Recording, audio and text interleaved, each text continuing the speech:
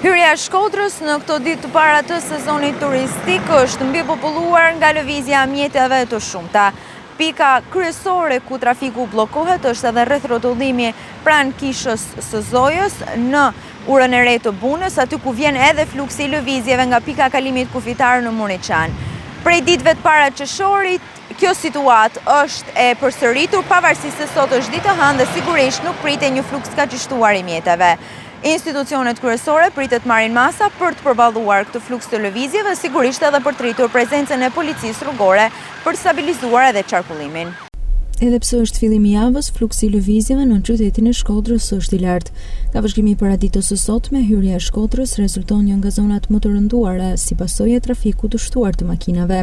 Për të kaluar deri në lagjen Baçallek, drejtuesve të mjeteve i duhet të presin të paktën në 20 minuta në këtë aks rrugor.